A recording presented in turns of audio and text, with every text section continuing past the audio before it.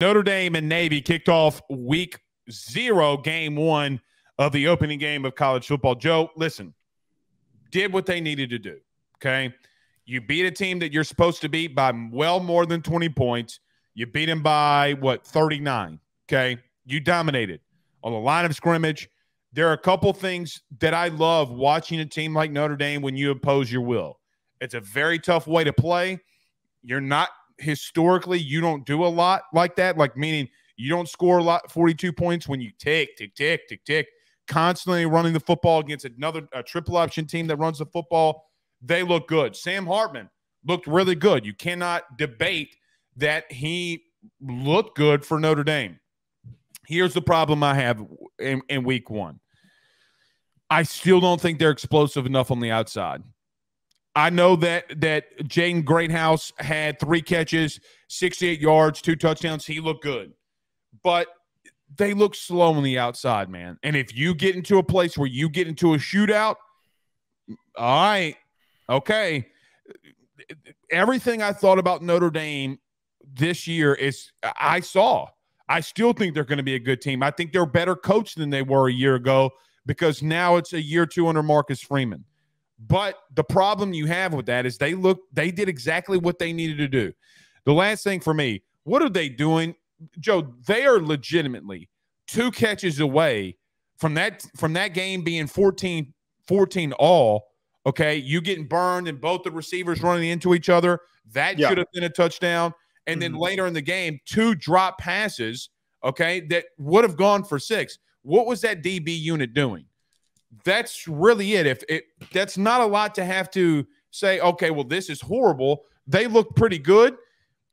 I'm going to tell you something, though, but as of right now, they're still going to have to show me a little bit more before they take on Ohio State that I think that they can beat them. Now, I know that you hate that. They're going to have to show me a little bit more offensively in explosiveness. Look, I don't disagree that there's still more that needs to be shown to us. And I think that they had that expectation that they wouldn't need to really give that much exposure to their full folds of their offense in this game because Navy wasn't going to be a difficult opponent. I tweeted this out. I said this. Notre Dame haters love to point out it was just Navy. I don't think you're doing that. There's people in the chat doing that right now. There were people on Twitter doing that yesterday, on Saturday, talking about all this, saying that, oh, you beat Navy. Why are you acting like you just won the Super Bowl? None of us think that just because we beat Navy the way that we did and we dominated them means we're going on to win a national championship. That's not going to happen. And this isn't directed at you. This is just directed in general. You can direct it at me all you want to, but I'm not. I'm going to fight back. My point is that we said coming into the game, we just need to see some positives. We need to see activity from the receivers, involvement from the receivers, Sam Hartman doing his thing and understanding how to read the defense in front of him. It's like playing a preseason game. It's playing a preseason game. It is a warm-up game. Everybody has these light warm-up games on their schedule. They used it to their advantage, and they prepared themselves for when they have to play difficult opponents. Their next game against Tennessee State is another warm-up. They're going to do a lot of the same crap. I promise you this, though, Blake. If this was last year, they're not scoring 42 points. They barely beat a 3-7 Navy team last year when Tommy Rees was the offensive coordinator and Drew Pine was the starting quarterback. Sam Hartman and Jared Parker are massive steps forward. Massive. There is a significant gap between last year and this year. I will say this. I think that there maybe needs to be, as you're talking about, like, is there a speedier guy that can come up and step up to the plate in this receiver group? I'm still happy with the results from some of these players like Greathouse that you talked about. Jaden Thomas looked pretty good on some of the plays that he had. Chris Tyree, who's a converted running back to a receiver. Got to catch those 2 passes, though. He had 2 massive drops. He cannot. Yes. You cannot have that, though. The last thing I will add on this, I think that we didn't, and I said this at the beginning, we didn't really see what this passing attack is fully capable of, because in the third quarter, they very visibly pulled back the reins. They very clearly tried not to put up 60 points on them. They were never going to do that. They're not going to do that against the Naval Academy. It's just not that type of opponent. Well, let me start off by saying, and Joe, correct me if I'm wrong, to Michael's point, I never said they were slow. I never No, said he's saying that. He's saying that to my point that like we need like a speedier guy to step up. That's the point is that. Well, you do. Yeah, they made plays, but like we need those guys to have, like a 50-yard gain. Like we need those guys with their speed to stretch a defense. We still haven't really seen that. Here's the problem that I had. I get your game plan. And Joe, quite honestly, I get the point that you just wanted to run the football, dominate, do some things, get out of there. Okay. You know what the best way to take those to get those reps in though from the passing game? Doing it in a game. I hate, and this is not like geared at just Notre Dame this Saturday. This is around college football when it happens every single week. USC did it in the first half and then had to start opening it up a little bit. I hate when a team says, well, we're just going to run a couple of these plays here. We're going to run the football, and then we're going to get out of there. No, we've seen explosive offenses, Joe. What do? We saw last year with Tennessee. We saw last or 2019, 2020, LSU and Alabama. Joe, it didn't matter who they were playing. You're going to catch these hands. You're going to catch this passing game. 23 attempts is not enough. You got to get in live reps. You have to start opening things up. Joe, so I wrote this down, okay? In the third quarter, when they had a third down or second down and long, they ran 3 straight out routes to number 80, whatever his name was. Joe, let's open this baby up. I know that they're giving it to you, and I know Sam Hartman's hitting it, but you're going to have to, at some point, be able to open it up completely. Now, maybe next week they go home. Maybe it's because you're in Ireland. Maybe that's the game plan. But like me and you texted yesterday, what in the outright F are you doing running Estime with 4 minutes left to go on the clock and you're up by 39? That was – So that didn't make any sense to me. To believe, what was your outright game plan? I still think that part of it is a growing pain for Marcus Freeman. You cannot run arguably the best back in college football. You're up 39. And Joe, when we texted this, they were like, man, you better get him out of there. What are we doing? What are you doing there? You're gonna look. I know that you think that they can beat Ohio State. Sounds good. I still stand by that. We had not seen Ohio State. You won't be able to run the football against better teams the way that you did. You're going to have to open it up. For you to beat a team like Ohio State, for you to beat a team like USC, hold on. Ultimately, because both teams are going to get theirs, and you know that. Ohio State's not going to stuck offensively. Neither is USC. You're going to have to open it up. And so if there's one thing that I'm nitpicking about, and I am, Joe, nitpicking, okay, what am I supposed to do? Say, oh, they look fantastic. They look great against an inferior opponent. Okay, well, yeah, they did. They did what they were supposed to. But you know and I know to win and be where Notre Dame fans think that they should be, you cannot just have 23 passing attempts with Sam Hartman. Oh, we ran the football. We ran the clock. Get up at the line. Run a quick slant. Don't take every God-given second that you need to. Show some aggressiveness. Because, like I told you, if you want to change the guard, if Marcus Freeman wants to say, this is my team, don't do like what Brian Kelly did. That was the most Brian Kelly win I've seen of all time. No, if that was a Brian Kelly win, they would have only beaten them by 15. Notre Dame always played down to Navy. They always played down to Navy under Brian Kelly. Well, he loves it. I mean, LSU's playing the Service Academy for the first time. It's first time in like 10 years. So, he does love the service. Who are they playing? They're playing Army. Oh, that's going to be fun. Oh, I promise you. Oh, man. I didn't even know that they were playing Army.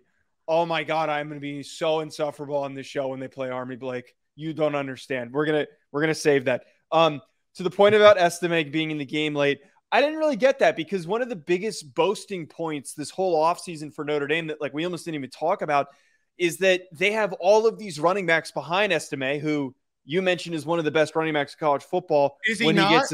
He is. But then we've got a backfield loaded with guys. It's so loaded. That's what led Logan Diggs to hopping in the transfer portal. Jeremiah Love only got 4 carries. I thought we were going to get a little bit more from him. There are a lot of dudes in that running back room that could have gotten carries at the end of the game. That was confusing for me. I don't know if that's because Steve Angeli was in the game and that they thought, hey, let's get somebody he's comfortable with that he can trust to hand the ball off and there's no messed up exchanges. But I push back on the point that you're talking about, like, let's open things up against Navy.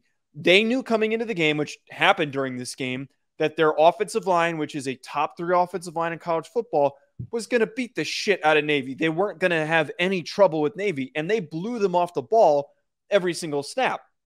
They could have rushed for 400 yards if they wanted to, but they chose not to. As soon as they realized that this was accomplishable, they took their time on offense. They took a couple shots. They had a couple nice plays, but they're not going to expose their entire capabilities for the most important game of the season, being Ohio State. And NC State's another really important game that they have before that that's going to be a difficult opponent. I think that they will be fine. They will be completely fine after that game. I think that there is still more to come. That's my main reason why I am optimistic for Notre Dame in 2023, is I think that that was half of what they're capable of doing. Well, so we do agree, though, that we need to see them open things up, right? Like, you agree with that? They do, and I think that they can. They just chose not to. But what's the logic behind that? Because you're playing Navy, you're in Ireland. So it doesn't matter. They were kicking the shit out of them from the first drive to they were immediately dominating them. Like, it didn't take any effort. Yeah, for that them first to drive, dude, they got absolutely clapped up front. One thing that I will say, okay, I'm not going to say this is the best offensive line they've had, but my Jesus, okay, dominating somebody's dominating somebody. Yeah. Now, I agree with you. You're in Ireland. You're playing Navy. I get all that. But if we're sitting here week 3, week 4, and you're still not doing it, okay, well, then it's a game plan, right? Like, then it's a game plan. Let me ask you this, though. Actually, this is not so much a question, but more of a statement. I'm not so worried if they don't have a different approach than the one that they had against Navy, because I would run the ball and throw the ball when you need to. I would be, because you're not look, this is for every team. Mm-hmm. This goes for Georgia. This goes for Duquesne State. Okay. There's going to be a week, maybe even 2, where defensively you're not there. It happens to everybody. Literally, it happens to everybody. The best teams that we've seen the last 5 seasons, we've seen multiple weeks where defensively they sucked. Okay? We've seen the best defense arguably in the last 10 years, Georgia, get their ass spanked and get in a shootout, right? 2021, and then Ohio State, they started getting spanked all around the place. Would you agree with that? Yeah. At some point, you can beat the Navies. You can beat, Joe, probably 90% of the teams that you're going to play doing exactly that. The teams that you need to beat to get to the playoff and win a natty, you have to open things up. That is the bottom line. Because if you think that you're going to stop USC, with Joe, by the way, if you think that Navy, whatever you want to call them, wide receiver core, H-backs, whatever, can get deep in man-to-man coverage on that same Notre Dame DB, Morrison. Twice it happened. Okay. And Cam Hart.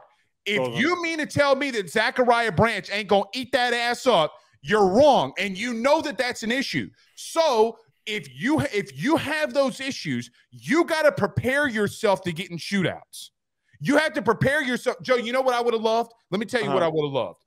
I would have praised. I would have come out here on this show and praised Marcus Freeman if they would have won 35-3 and this would have happened. Throw the ball 12, 15 straight times. Get your all, but they don't need to do it. This isn't the spread style Brian Kelly team that we were used to. When's the last time you've won a natty?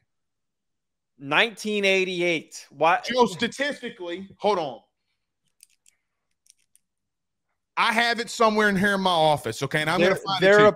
They're a pro-style team. They're not. So is Georgia. So is Georgia. And you know what Georgia would do against the Rudy Poo teams? That's what I'm looking for.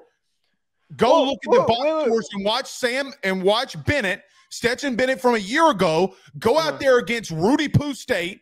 You called him the school of the blind. Watch him go out there and throw it 12 straight times to get him ready for when Ohio State comes into town. Hold on. For when Ohio State comes into town, and you got to go in the fourth quarter and win. That's how you win national titles. Year. They played the crap against Kent State. And somebody pointed that out to me, actually, on one of my videos that I published yesterday. The times that they did not do it. You're right. So you mean to tell me the times that they didn't do it, they looked like shit? Yeah. Thank you for making my point. But I don't know if that so much makes your point, but like what I'm getting is that they don't need to spread the ball out. I bet you that if they do get into that situation where it is a little bit more of a shootout with Devin Brown and Ohio State, or NC State's actually going to be possibly one of the first opportunities to get a passing attack implemented, because Brennan Armstrong is a quality veteran quarterback in college football who can throw the ball. We'll get some more exposure to it then. They're not going to do it against Navy. They're not going to do it against Tennessee State. And they're not going to do it against Central Michigan.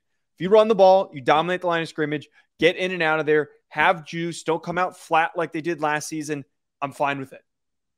It's a step forward. It's so much better than last year. I actually feel confident. There wasn't a single game last year where I felt confident.